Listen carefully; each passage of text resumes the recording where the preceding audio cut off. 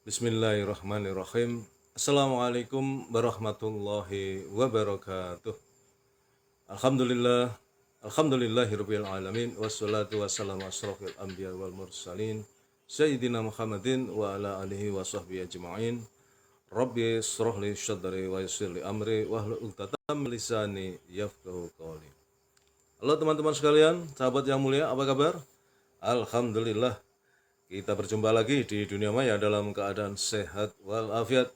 Dan oleh karena itu jangan pernah lupa untuk bersyukur kepada Allah Subhanahu wa taala atas segala karunia yang diberikan kepada kita yang begitu banyak dan mustahil kita bisa menghitungnya. Di antaranya adalah karunia kesehatan, karunia kesempatan, karunia umur panjang yang barokah, dan tentu karunia yang paling agung adalah karunia iman dan Islam. Karena dengan keduanya itulah kita akan selamat fit dunya wal akhirah. Salawat serta salam semoga senantiasa terlimpahkan kepada uswatun hasanah kita, baginda Rasulullah Muhammad sallallahu alaihi wasallam, beserta keluarganya, para sahabatnya, dan semua pengikutnya, termasuk kita yang tentu mengharapkan syafaat beliau kelak di yaumil kiamah. Teman-teman sekalian, sahabat yang mulia, alhamdulillah kita baru saja selesai melaksanakan sholat subuh berjamaah di masjid tepat waktu. Dan begitu nikmatnya kita bisa melaksanakan sholat subuh berjamaah di masjid tepat waktu. Karena 2 rakaat sholat sunnah fajar sebelum subuh lebih mulia daripada dunia dan seisinya. Terlebih lagi dengan sholat subuhnya itu sendiri. Maka oleh karena itu, mudah-mudahan Allah terus meneguhkan hati kita, mengistiqomahkan niat kita untuk taat kepada Allah, wabil khusus dalam melaksanakan sholat fardu secara berjamaah di masjid tepat waktu. Mudah-mudahan Allah ridho dan sayang pada kita, dan kelak di akhirat kita dimasukkan ke jannahnya. Amin, amin, ya robbal alamin. Teman-teman sekalian, alhamdulillah pagi ini saya bisa hadir lagi menyapa kalian. Dan pada kesempatan pagi ini saya akan menyampaikan topik atau materi tentang sekularisme ya versus Islam, kira-kira begitu. Nah, teman-teman sekalian, seperti kita ketahui di dalam kehidupan ini banyak isme atau paham ya. Salah satunya adalah sekularisme. Ya, secara umum sekularisme ini diartikan sebagai memisahkan ya kehidupan eh, yang terkait dengan agama ya dengan kehidupan yang bersifat duniawi ya. Jadi secara umum definisinya adalah seperti itu ya, dalam kehidupan sekuler ya, kehidupan publik, kehidupan duniawi, kehidupan urusan dunia sehari-hari itu terpisah dengan urusan manusia kita dengan Tuhan, dengan Allah dalam hal ini. Nah, saya ingat pada era sekitar tahun 70-an, 70-an sampai 80-an itu ya pemikir kita, pemikir muslim sebenarnya, ya Profesor Dr. Nurcholish Madjid ya, itu membuat buku yang waktu itu sangat viral ya, kalau bisa dikatakan demikian meskipun belum ada medsos, tapi viral ya. Pemikirannya tentang sekularisasi pemikiran Islam. Kemudian ada tagline-nya ya, Islam yes, Partai Islam no. Saya ingat pada waktu itu, walaupun saya masih kecil ya, tapi saya alhamdulillah sudah mulai ada rasa ketertarikan dengan dunia politik, dengan dunia pemikiran ya. Jadi Cak Nur ya, Cak Nur Nurcholish Madjid ya, sudah almarhum ya. Seorang pemikir lulusan Universitas Chicago ya. Jadi saya kira eh, kehidupan beliau selama menuntut ilmu di Amerika Serikat ya, dunia barat ya, sebagai kiblat barat lah ya kurang lebih, apalagi Chicago, Universitas Chicago. Alhamdulillah saya sudah pernah mendarat ya, di Bandara O'Hare di Chicago. Mendarat doang, transit. Ya, lumayan sudah pernah menginjak Chicago. Cak Nur kuliah di sana, doktornya di sana. Akhirnya pulang membawa pemikiran, menulis buku sekularisasi pemikiran Islam. Islam yes, Partai Islam no. Nah, gitu kira-kira. Karena pada waktu itu dalam kehidupan politik, sosial politik di negara kita ya muncul kubu lah, katakanlah demikian.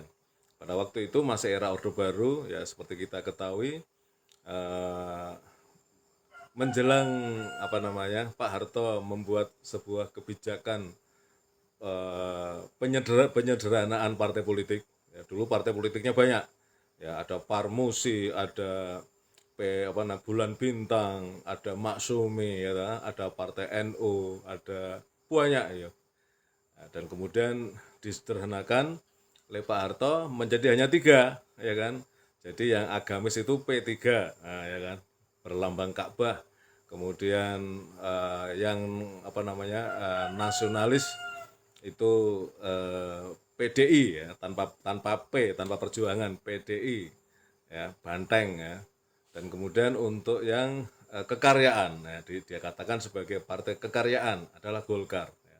Jadi dari puluhan partai politik oleh Pak Harto disederhanakan menjadi 3 partai. Dan itu diawali oleh pemikiran Cak Nur itu, Nurkolis Majid. Beliau mengatakan dalam bukunya Islam Yes, Partai Islam No. Nah, ini artinya sekuler, ya kan.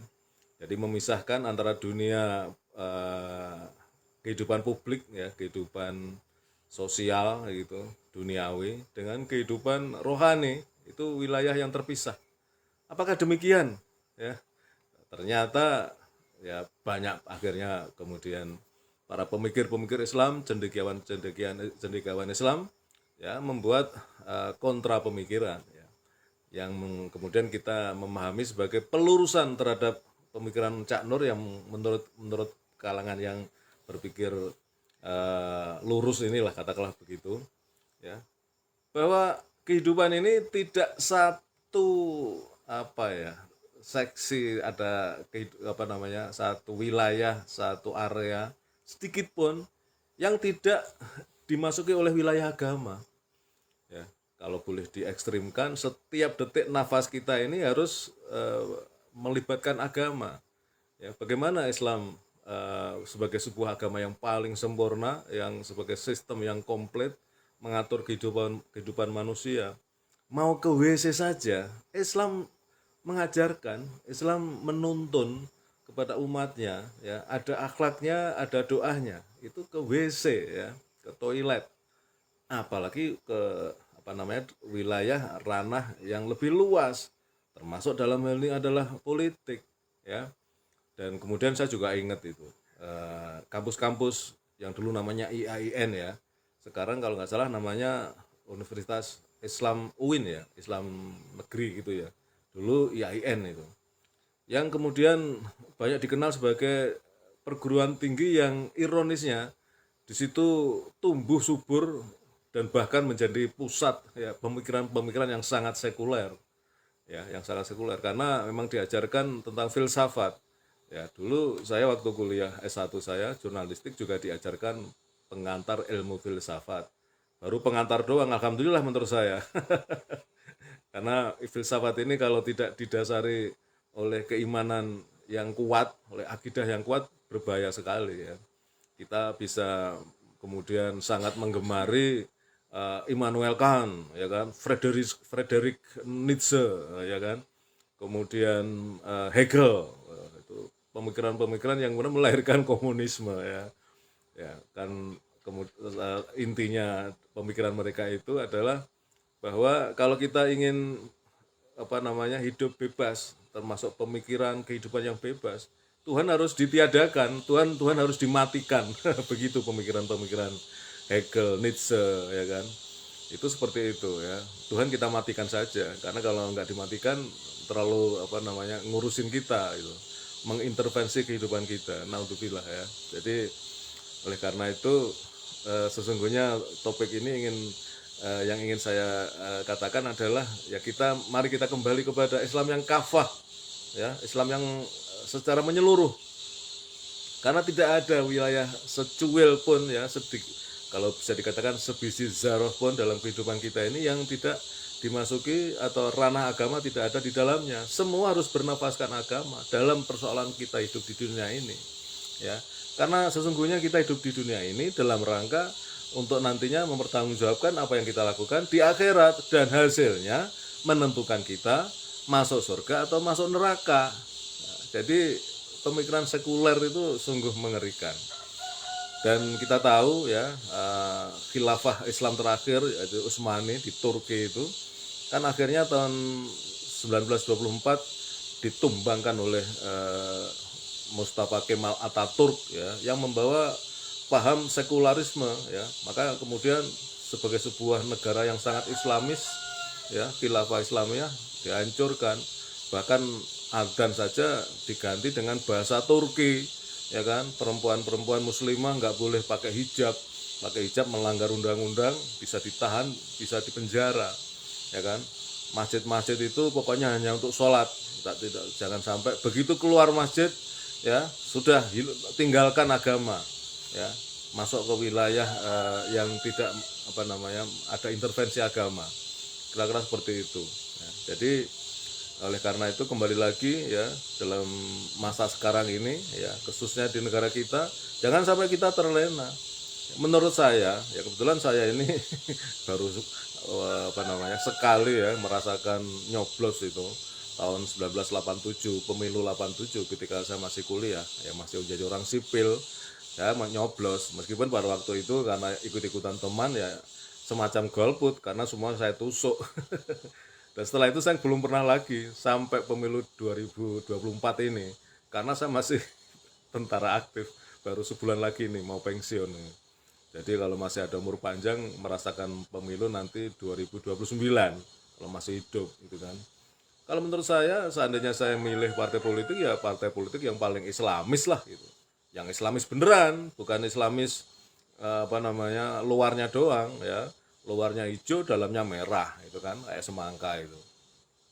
Paling Islamis yang mana ya, silahkan aja dipilih, dilihat, dipilah-pilah lah ya.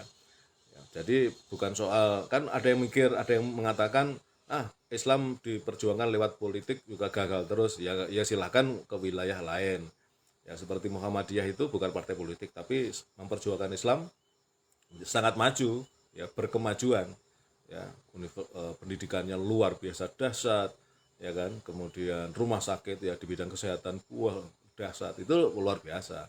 Jadi memang Muhammadiyah tidak mengambil jalur politik. Tapi seandainya misalnya kita ini ingin memperjuangkan lewat partai politik ya nggak apa-apa, dan yang istiqomah ya, jangan sampai labelnya namanya pakai berbau Islam tapi kemudian bersekutu dengan partai yang memusuhi Islam. Nah itu sontoloyo itu. Saya tidak saya tidak bisa seperti itu ya menurut saya. Saya pernah mengatakan saya ini mungkin nggak bakat jadi politisi, karena dalam politik hal seperti itu dimungkinkan ya. Tetapi menurut saya masih ada partai politik yang masih lurus lah gitu ya. Dia tetap di oposisi, dia tetap ingin memperjuangkan Islam, itu masih ada ya.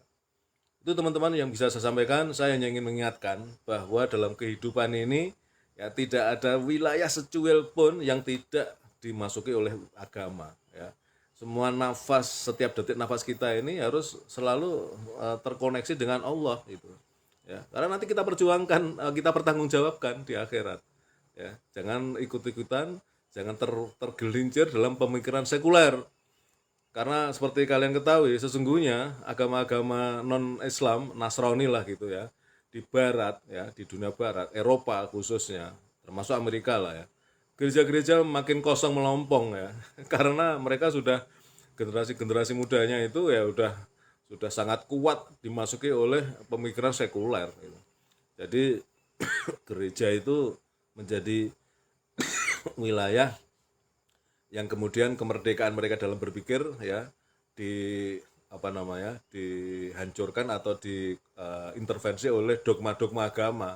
Mereka nggak mau ya kan, akhirnya gereja kosong karena mereka lebih menonjol kehidupan yang sekuler. Baik teman-teman, ini terlalu banyak minum air dingin ya, jadi batuk karena cuaca panas. Demikian yang bisa saya sampaikan, mudah-mudahan bermanfaat ya, paling tidak buat saya dan teman-teman, mudah-mudahan bisa mengambil manfaatnya. Kebenaran datang dari Allah, dan bila mana saya dalam menyampaikan ini ada yang salah, mohon kiranya dibukakan pintu maaf. Terima kasih. Assalamualaikum warahmatullahi wabarakatuh.